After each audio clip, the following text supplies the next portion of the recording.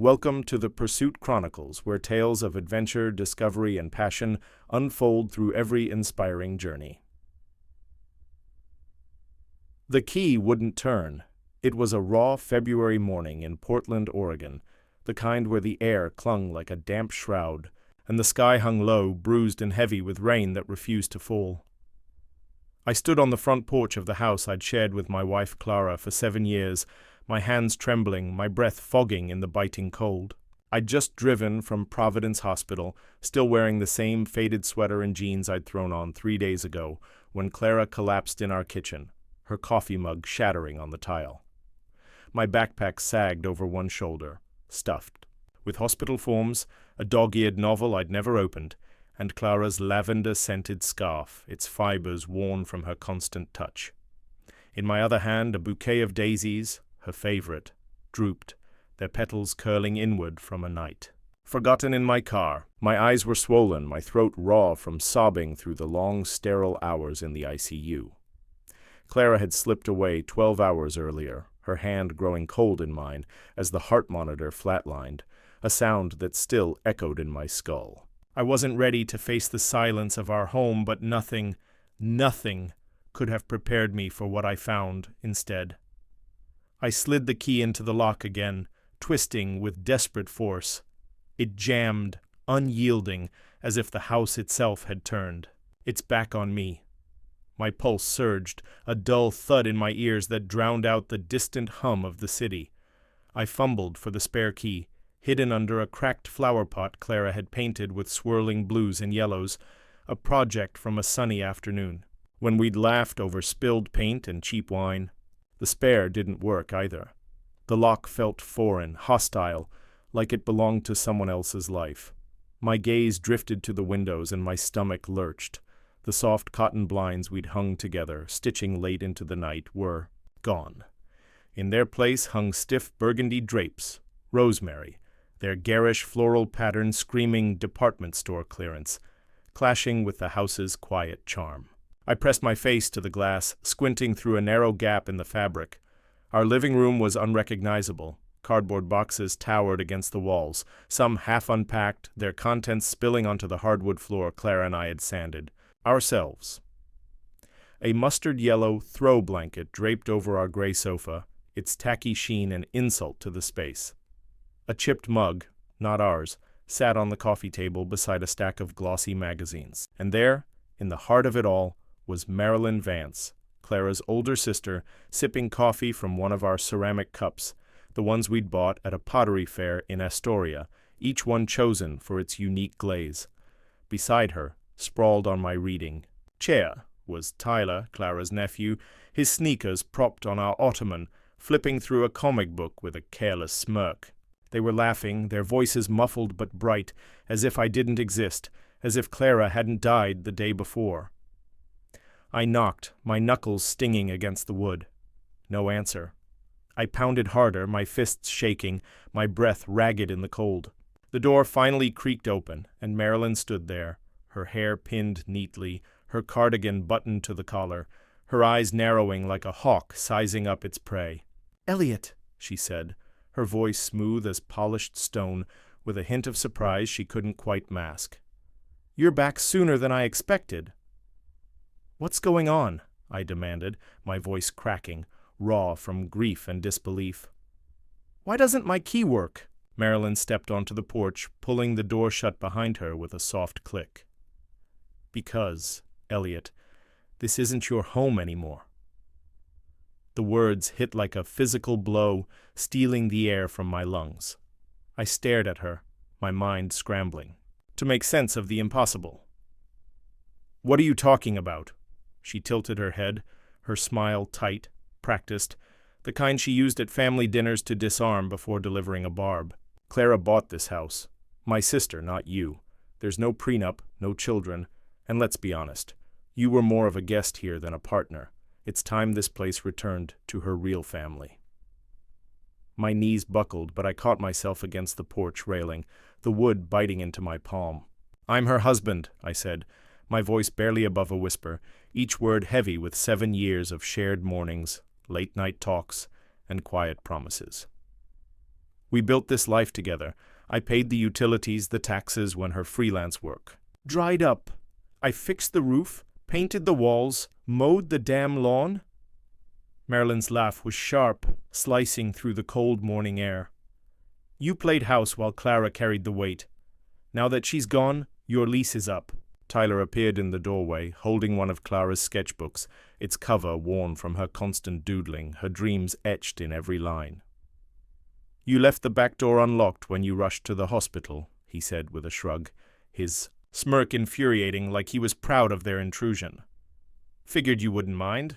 I laughed, not out of amusement, but from the surreal absurdity of it all, a hollow, disbelieving sound that bubbled up from somewhere deep and broken. You're unpacking blankets and drinking my coffee in a house you think you can claim, I said, my voice steadying, each word deliberate. But you have no idea what you've walked into. Marilyn's smile flickered, a crack in her polished facade, brief but enough to fuel me. I turned, walked back to my car, and drove away, the bouquet of daisies still clutched in my hand, their wilted petals falling like tears onto the passenger seat. My keys were useless now, but I had something better, something they didn't know about. And by the time I was done, Marilyn would regret ever touching Clara's cups. 4 years earlier, Clara and I sat on the back deck of this house, wrapped in a wool blanket, watching the sky burn orange and violet over the Willamette River. It was February, the air crisp but kind, the stars just beginning to pierce the dusk. Clara's graphic design business had hit a rough patch, clients ghosting, invoices unpaid, her confidence fraying at the edges. The mortgage loomed like a shadow, our savings a thin thread stretched to breaking. She'd been quiet for days, her usual vibrancy dimmed, her fingers twisting in her lap as she stared at the river's gentle ripples. "Elliot," she'd said, her voice small, almost lost in the evening breeze, "what if we lose this place?" Clara was fierce, a woman who could negotiate contracts with a smile, charm clients with her wit. But that night, she was fragile, her eyes reflecting a fear she rarely let show. I didn't make promises I couldn't keep. I didn't tell her everything would be fine. Instead, I woke at dawn, drove to the credit union, and started refinancing the mortgage in my name. I used the inheritance from my father's passing, a modest sum I'd kept secret, even from Clara, tucked away for emergencies. I didn't tell her, not out of deceit, but to give her space to breathe, to create without the weight of numbers crushing her spirit.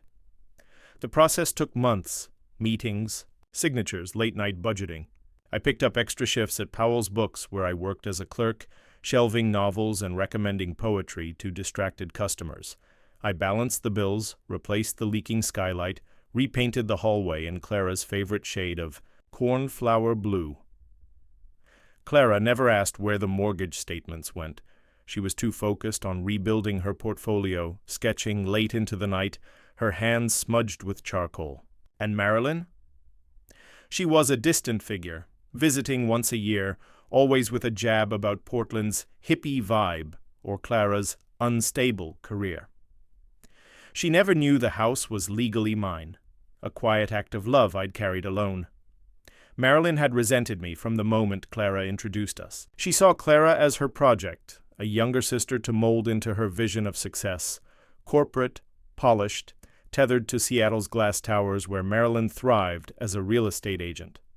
I was the opposite, a quiet bookstore clerk with paint-stained hands, a man who loved Clara's art and her wild, unfiltered laugh. "She could have done better," Marilyn had said at our first Thanksgiving together, her wine glass raised, her eyes locked on me across the table. Clara laughed it off, squeezing my hand under the table, but the barb lingered, a splinter I couldn't pull out. I never confronted Marilyn.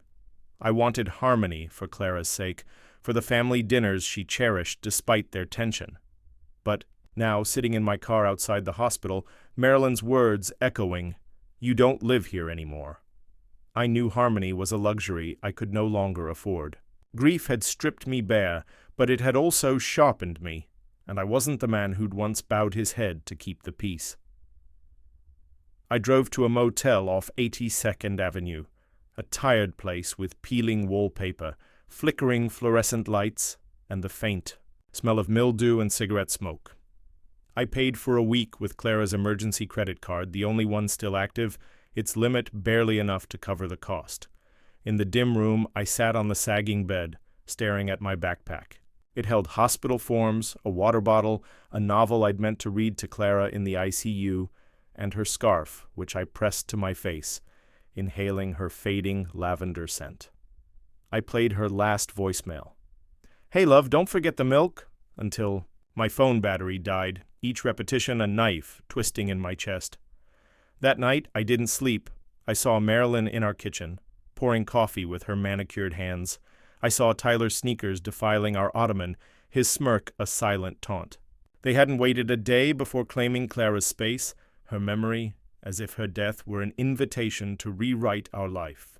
The next morning, Wednesday, I woke to the drone of the motel's ancient heater, its hum a poor shield against the chill seeping through the thin walls. My body ached, my mind a fog of grief, rage, and exhaustion. But something sharp stirred. Inside me, a flicker of defiance like a match struck in the dark.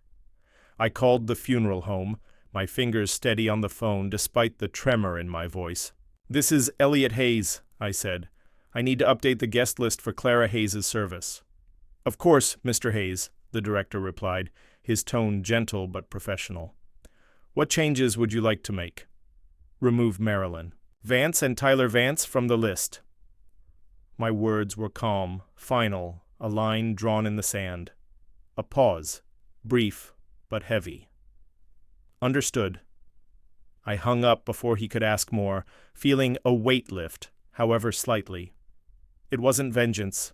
Not yet. It was a boundary, the first I'd set in years of swallowing Marilyn's slights, her passive-aggressive digs, her insistence that Clara deserved a life I could never provide. That afternoon I returned to the house, parking a block away, and slipping through the alley behind our neighbor's overgrown laurel hedge. Marilyn's silver SUV was gone, the house still, its windows dark under the overcast sky. The back door, with its loose hinge Clara always meant to fix, gave way with a gentle nudge, the wood creaking softly. Inside, the air smelled wrong, synthetic vanilla, not Clara's citrus candles or the faint charcoal dust from her sketches. Our photos were gone from the hallway, replaced by generic prints of beaches and barns, their frames cheap and glossy. The dining table held a tacky vase, its plastic flowers an insult to Clara's love for real blooms. Her easel stood untouched in the corner of the living room, a small mercy amidst the violation. I moved quickly to her study, a cramped room tucked behind the staircase, filled with her sketches, books, and the faint trace of her perfume. Marilyn had always dismissed it as Clara's mess, a chaotic shrine to her sister's hobby. I prayed she hadn't touched it. I was right. The room was as Clara left it. Organized chaos, papers stacked in uneven piles, pens scattered across the desk, a half-finished sketch of a daisy pinned to the corkboard. I stood in the doorway, my chest tight, the room a time capsule of her presence. I searched the desk, my hands trembling, unsure what I needed. A deed, a will, anything to tether me to this place, to her. In the bottom drawer, beneath a pile of old invoices and client contracts, I found it. A thin blue folder labeled "For Elliot" in her looping script. My breath caught, my fingers hesitating before opening it. Inside was a post-nuptial agreement, notarized 2 years ago after her business stabilized and we'd celebrated with a quiet dinner at home. It stated that in the event of her death, all joint assets, including the house, would transfer to me, Elliot Hayes, unless a will specified otherwise. There was no will. At the back, a handwritten note in Clara's hand.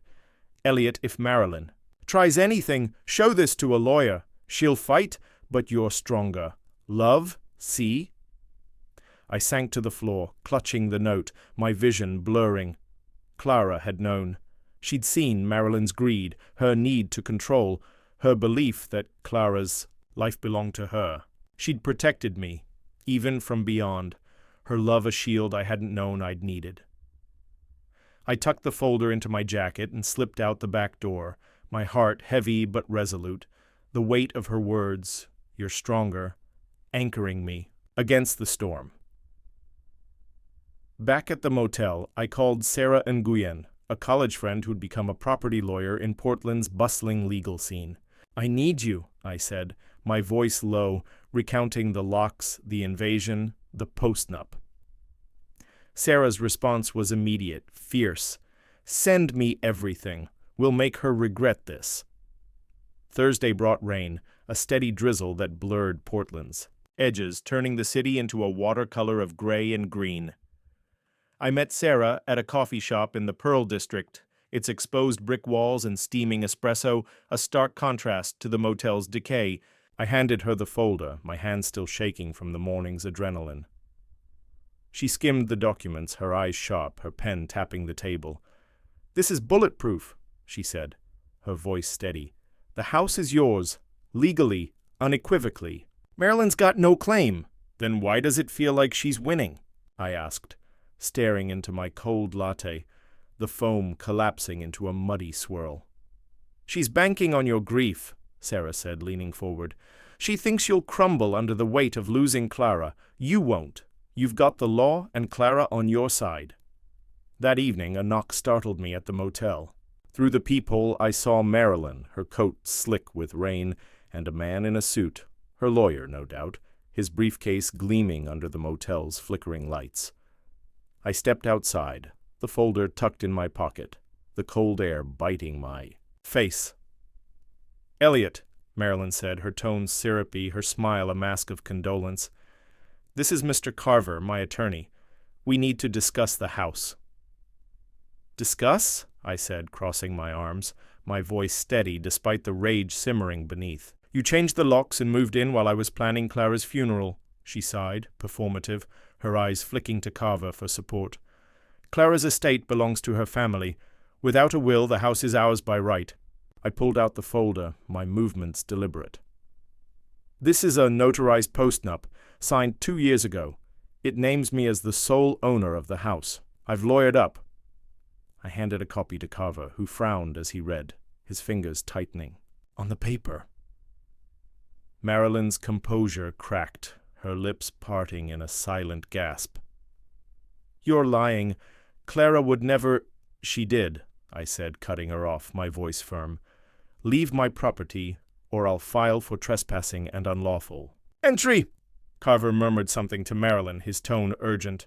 She glared at me, her eyes flashing with venom, then turned and left, her heels splashing through puddles, her lawyer trailing behind like a chastened dog.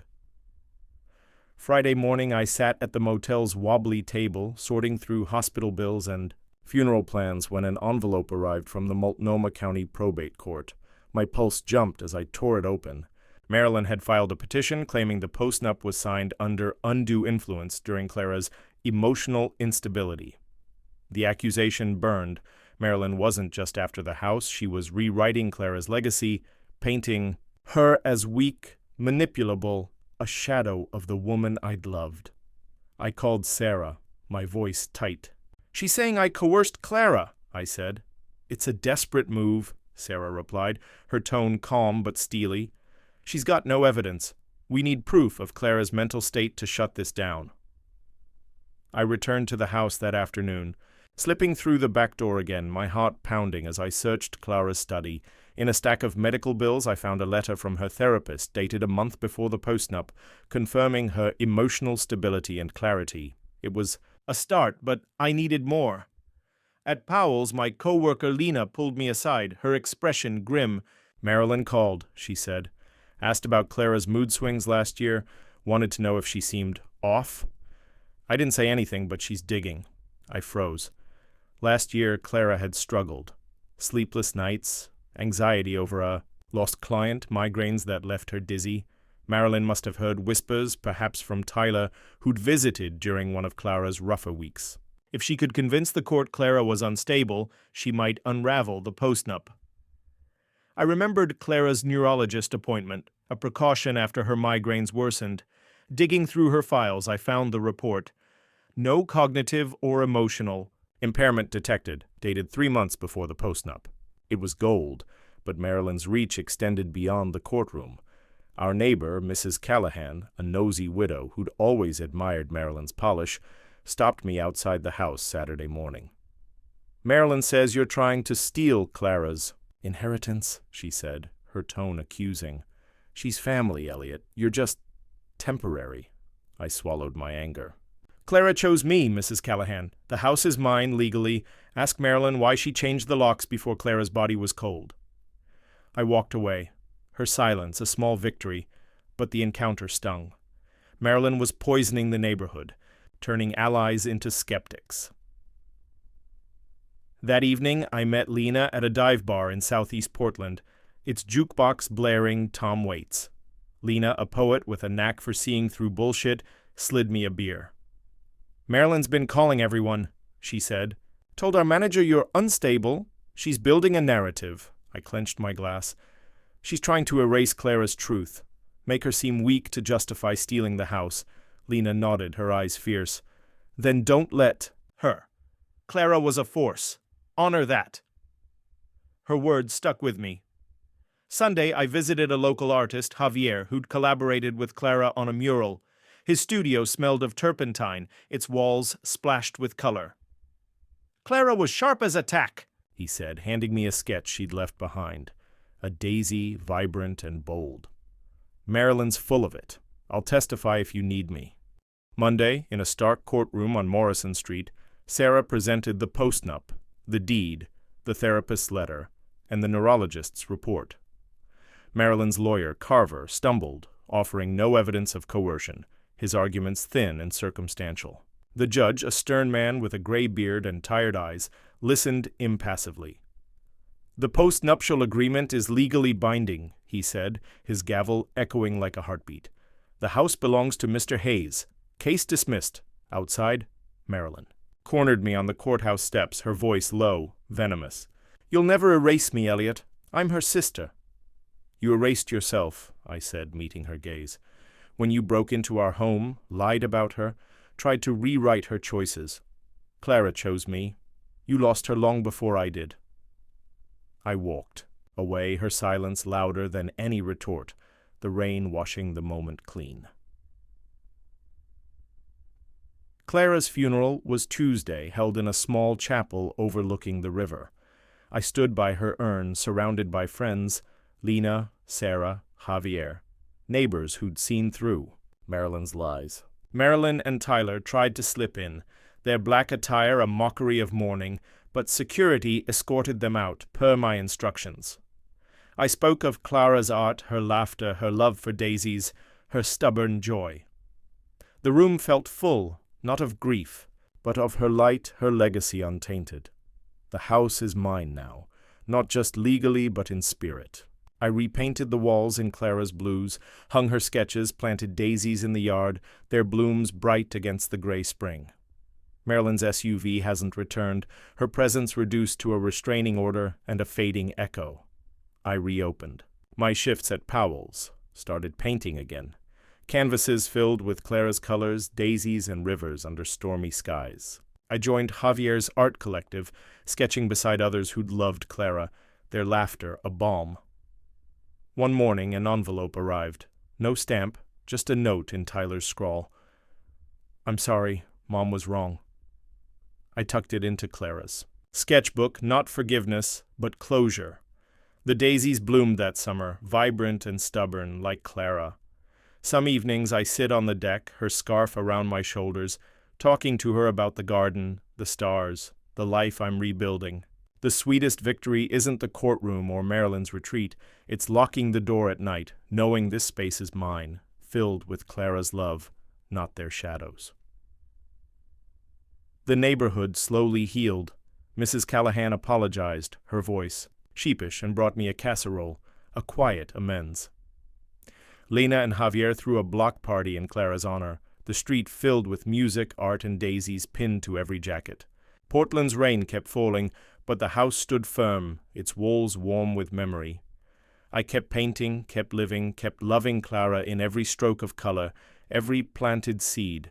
Marilyn lost, not because I fought harder, but because Clara's. Truth was stronger than her lies, and in that truth I found my way home.